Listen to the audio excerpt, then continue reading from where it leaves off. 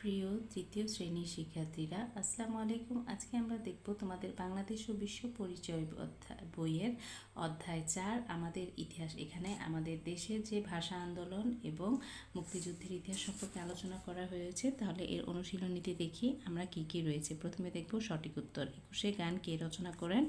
আব্দুল গাফফার চৌধুরী। আমাদের মুক্তিযুদ্ধ কবে শুরু হয়েছিল? 26শে মার্চ।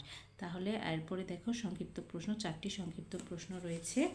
এর উত্তরগুলো আমরা সুন্দরভাবে এখানে লিখে রেখেছি। দেখো সংক্ষিপ্ত প্রশ্নগুলো হচ্ছে, প্রথমটি, শহীদদের প্রতি সম্মান প্রদর্শনের জন্য আমি কি করব? শহীদদের প্রতি সম্মান প্রদর্শনের জন্য আমি তাদের সমাধিতে ফুল দিয়ে শ্রদ্ধা নিবেদন করব। শহীদরা যে উদ্দেশ্যে নিজের জীবন বিসর্জন দিয়েছেন সেই উদ্দেশ্যকে নিজের ভিতর লালন করে বাস্তব জীবনে তার প্রতিফলন ঘটাবো। শহীদ দিবসে তাদের স্মরণে বিভিন্ন অনুষ্ঠানের আয়োজন করব।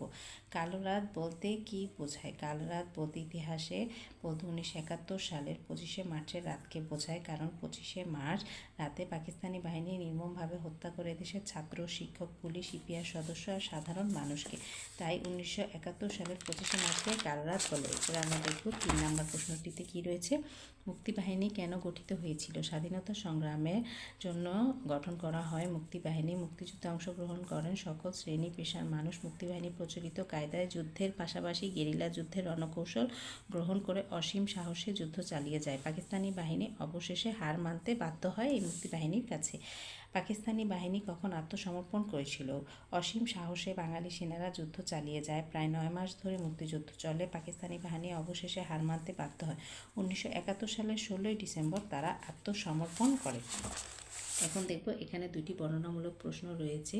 ভাষা আন্দোলন কেন হয়েছিল তা বর্ণনা করি। আমাদের বিদ্যালয়ে শহীদ দিবস ও আন্তর্জাতিক মাতৃভাষা দিবস পালন করব, তার একটি পরিকল্পনা করি।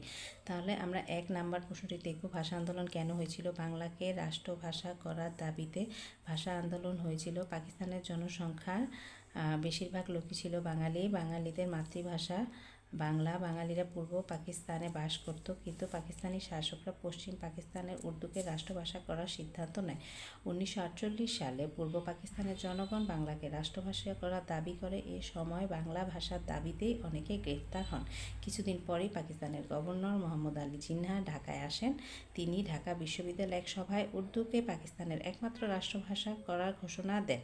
ছাত্র সমাজ সরাসরি তার প্রতিবাদ করে। এই প্রতিবাদের প্রতিক্রিয়ায় ভাষা আন্দোলন। এরপরে আমরা পরবর্তী প্রশ্নটা দেখব।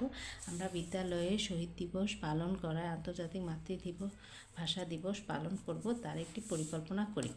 21শে ফেব্রুয়ারি আমাদের শহীদ দিবস ও আন্তর্জাতিক মাতৃভাষা দিবস। বিদ্যালয়ে এই দিবসটি আমরা যথাযোগ্য মর্যাদায় পালন করব, তার জন্য একটি পরিকল্পনা গ্রহণ করতে পারি। শহীদ দিবসে আন্তর্জাতিক মাতৃভাষা দিবসে ভোরবেলা খালি পায়ে প্রভাত ফেরিতে অংশগ্রহণ করব। প্রভাত ফেরিতে আমার ভাইয়ের রক্তে রাঙানো 21শে ফেব্রুয়ারি গানটি গাইব। শহীদ মিনারে ফুল দিয়ে শ্রদ্ধা জানাবো। এই দিবসে জাতীয় পতাকা অর্ধনমিত রাখব এবং বিদ্যালয়ে মিলাদ মাহফিল, চিত্রাঙ্কন প্রতিযোগিতা, সাংস্কৃতিক অনুষ্ঠান ইত্যাদির আয়োজন করব। ঠিক আছে, আশা করি আমার এই ভিডিওটি তোমাদের ভালো লেগেছে এবং এই প্রশ্ন উত্তরগুলো তোমরা ভালো করে চ্যাপ্টারটি পড়বে এবং আমার চ্যানেলটিকে সাবস্ক্রাইব করে লাইক করে দিবে।